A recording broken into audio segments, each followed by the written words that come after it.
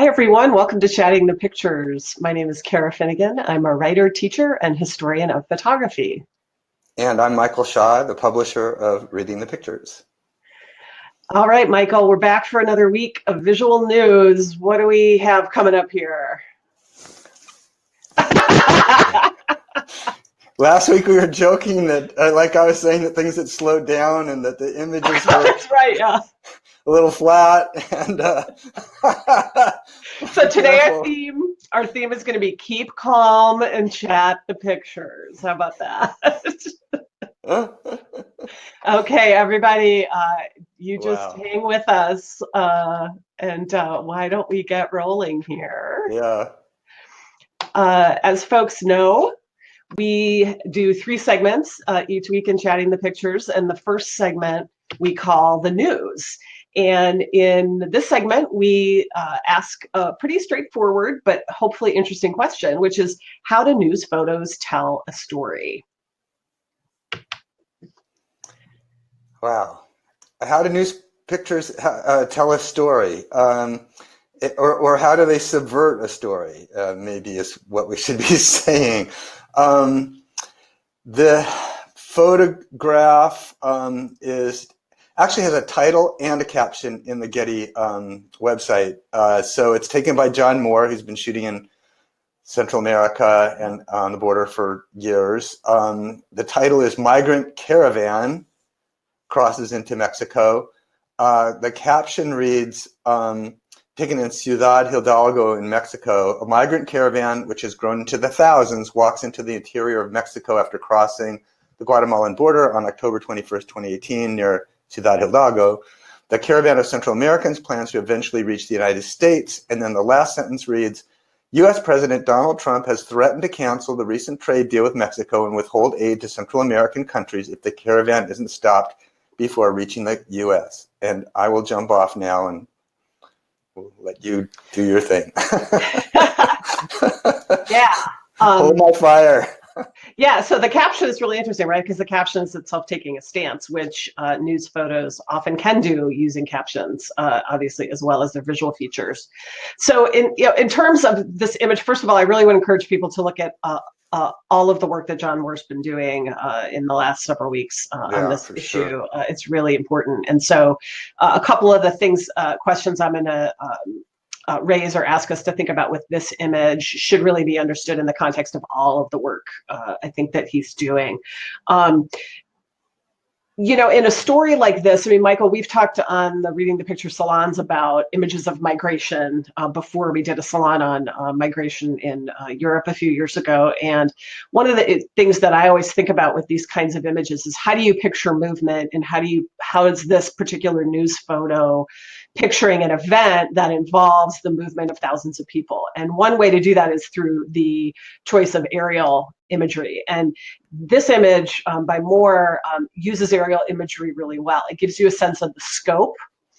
And you see this large group of people packed very closely in together, kind of being moved, or maybe to use an animal analogy in the context of the way that some people are unfortunately talking about this group of people. They're being almost herded over to one side of the road, right? Kept on one side of the road. And so we get this picture of this large moving mass of people. So one of the things that always, that encourages me to think about, and it came across in the caption that you read for this image too, is, one question I have is this the picture that Donald Trump wants us to see? He's deeply invested in this issue. He keeps raising it in his rallies. He keeps bringing it up and bringing it up. Is this a photo of what Donald Trump wants people to be afraid of, or is it something else? And I think Moore is doing more than simply using an aerial image to stoke fears. But I'd be curious to see, kind of your take on things. Yeah, that's a really interesting point you just made. I looked at a number of images before choosing this one, and I chose this one because it's the most generic. It has that, the massing of the people, the cars or trucks there almost connote the whole idea, reinforce the idea of caravan. There's images, other images that show identifiers, either they are road markers, road signs, or there's stores along the way that give you more of a personalized feel or start to imply geography and location. But this, as beautiful as an image it is, and John does make also very poignant images, I think lends itself more to that kind of co-opting. So, you know, there was the old thing they taught kids about news, about the 5 W's, and of course journalists were taught that, the who, what, where, when, how, why. And this seems to just, with the co-option from the president, seems to like really, in a way, yeah, lend itself to that. Are we looking at so much so that are we looking at a photograph? Are we looking at a Rorschach, a political Rorschach? Are we looking at a football? You know, this is an it. There's no they there, I don't think, not the way this has been co-opted. And, you know, I guess in terms of the fervor I'm feeling right now, I'm worried, and we'll see this, I think, in the next second, and probably the third photo too, is, are we at a tipping point right now where, you know, the president particularly has hopelessly politicized and biased, you know, the description and the significance of news events, certainly visual events? Yeah. I mean, I think that is a bigger picture question that is hovering around a lot of the images that we've been talking about lately, and especially this week. I do want to say that one of the things I think is interesting about this aerial image, which I think does kind of do the scope, it could potentially stoke the fear, right, of this mass of, in the way that Morris photographed them here, a largely undifferentiated group of people, right? It's just they're coming at you, the viewer. But on the other hand, this is not an image of chaos. It is, at least from up above, maybe down below if things feel different, right? But it appears very orderly. Mm-hmm. It definitely appears congested, right? But it appears very methodical. And so I'm not sure really what to do about that. On the one hand, that appearance itself could mitigate against an interpretation of, oh, this is just a photograph that's stoking fears of everybody coming across the border. But on the other hand, the methodical kind of, you know, almost institutionalized nature of the image, there's people guiding, you know, the vehicles seem to be guiding them along, et cetera, keeping them in place. That methodical quality could also be part of stoking the fear, right? In the sense that Trump has been saying they're being helped, they're being pushed along, they're being encouraged, they're being supported. You know, he's been kind of spouting these conspiracy narratives about, you know, people are paying for them to do this, you know, all of this kind of stuff. So, you know, I think it does kind of go. There are multiple readings. And that's one of the things that I think makes this an interesting news image. But again, we do also need to think about it in the context of some of the other images that we're seeing, not only from Moore, but from other journalists who are following this very large group of people.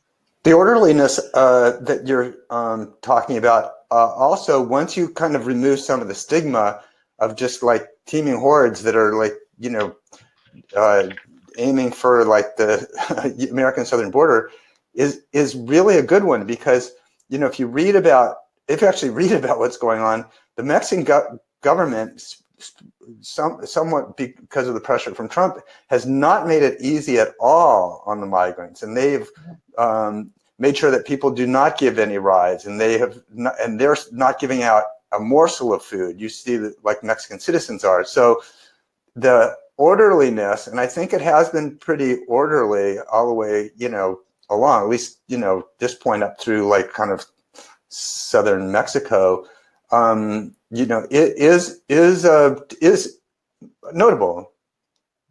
Yeah, and it's something to you know, continue to think about as well. I agree. Shall we move on? Yeah. Okay, so our next segment is one that we call The Look. And this is this is a segment where we're interested in the aesthetics of news images, and in particular, we're asking how do photographs, how are they pushing visual boundaries in some way that illuminates a story or an idea? And so here's this week's photo. So most of the pictures from this pipe bomb story, where all these devices have been found in the mailboxes of a lot of more prominent liberals or former presidents, are pretty mundane. But this one, albeit from Instagram by Craig Ruddle, is pretty interesting. The caption reads, "An NYPD bomb disposal unit background stands by at the Times Warner Center in New York after a pipe bomb was discovered meant for CNN's New York headquarters in the same building, which was evacuated. Similar devices were sent to Hillary Clinton, the Obama, CNN, and possibly other targets. Here, a CNN crew works outside the building on West 58th Street." And I just, I'll turn it back to you, but this correspondent, and I don't have her name right in front of me right now, but she just looks so forlorn. It's kind of like, breaking role. At least has that quality from the photograph.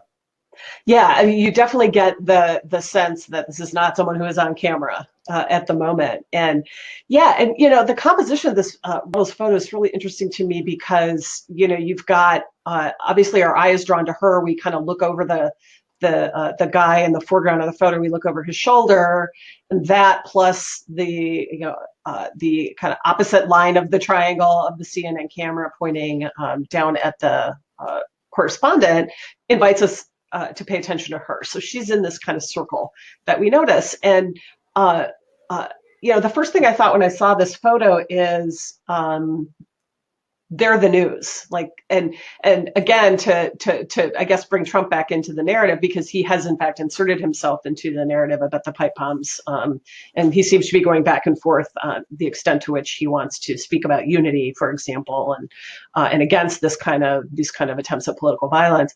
But CNN has been really heavily targeted by Trump and others as fake news. They've been dealing with that label. And now with this very real series of events in terms of the pipe bombs and the threat of violence, to me, what's really interesting about this photograph is the way it just says, okay, the spotlight is on them. They are now the news, and they don't seem very happy about it, right? Yeah, I think that's right. And it pains me to say it, and I don't think it's a metaphor anymore, but I think what we're looking at here is war photography. And we are, I think, at that point where, the reporter is both the subject, and CNN is both the subject and the object of the story.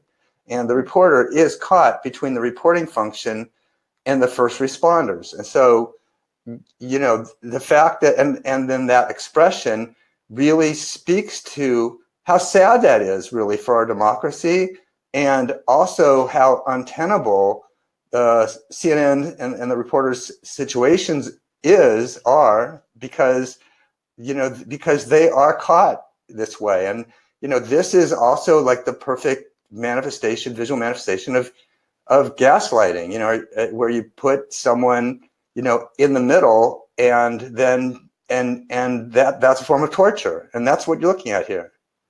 Right. Yeah. And then you argue that it's their fault that they're there. Right. Yeah. Yeah. I hadn't thought about that in the context of that police van in the background, but you're right that it is, caught between that police van and the camera is literally that space. And journalists are taught not to be the news, right? So yeah, and just the somber color tone of the photo, I think, the gray of the street, the gray of everybody's clothes, the darkness in terms of their expressions, all of that really amplifies that reading. And they're making do. They're basically like evacuated, and they're like have to keep going business as usual on this. Yeah. So this is the workplace. Yeah, they've been, literally kicked to the curb, right? Literally, that's In this exactly right. context. Yeah, Right. yeah. Well, on that happy note, why don't we move on to probably one of the strangest photo ops um, that surely we've talked about in our time together. Our last segment is called The Pick, and here we look at images in terms of the question of what gives photos particular public traction, and this image has a particularly, I would say, dark and gruesome story, right? Yeah, and again, now that we've gone through all three, or we're on the third one, you see them as very much as a set, and this whole issue of co-option. But this is just so literal. The image was distributed by the Saudi press agency, and the New York Times caption on it says, "A staged meeting broadcast by Saudi-owned media shows Salah Khashoggi, the son of the slain journalist Jamal Khashoggi, greeting Crown Prince Mohammed bin Salman on October 24th, 2018. So I actually looked at the video also, by the way, and so what happens right before this is that the Crown Prince and his father, who's kind of yield power to him, King Solomon, enter this ornate room where there's actually two relatives of Mr. Khashoggi are waiting. And then there's been some confusion about the photograph. Why would the son have submitted to this, this image and this scene situation? He does have dual Saudi American citizenship, and he was barred from leaving the country. They had restricted his passport. So I'm pretty sure that he didn't have a choice in terms of, being present. And since the photo was taken, by the way, he was allowed to leave. So yeah, I got a few more things, but I'm interested to hear what you think about it. Yeah. Compositionally, this is a very congested space, right? That I think echoes the fact that this that this young man, Salah Khashoggi, has been trapped, has been blocked from movement, and you are, as the viewer, kind of implicated in this show that he does not seem to be able to get out of, right? And so, as you pointed out, he seems to have been allowed to leave, but only after this, I don't know, spectacle, I guess you might call it. So, the photo, not only are we, the viewer, kind of implicated in this bizarre, congested, tight, closed circle of photo op, but the presence of the camera on the other side, right, just lays it out there as bare and clear as it could possibly be that this is an image made for show. This is a kind of twisted performance that presumably this young man is not super excited to participate in. Yeah, I think when you get these totalitarian states, the need to for artifice and to have excuses and to dress things up just goes away. And the fact that this camera and the way that the cameraman has his hand out, almost positioning, just oh, right there is perfect. I'm not saying he's doing that, but it's just like this screaming tell of this is a propaganda image.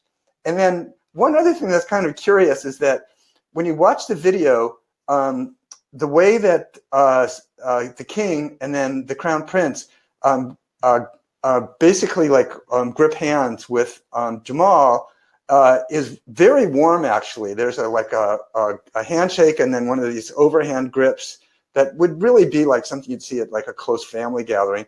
But then the photograph, this particular frame that they distributed to the world, doesn't have any of that warm quality at all. It's so in the picture, if you just look at that handshake, it isn't a handshake, and it looks sort of like the crown prince is working his way up Jamal's arm, as if if he was one of these guys who's does sleight of hand or something, was going to take his watch off or something. So yeah, that's really strange that this frame that they chose. It is, and that's really an interesting read, and you wonder if there's a kind of there's a cultural dimension at play in terms of a choice to circulate one image versus the other. Uh, And then I also just, am really interested in the eye line match and the look between them, and uh, you know. Khashoggi on the left, you get to his face is clearer. You get to see more of his face.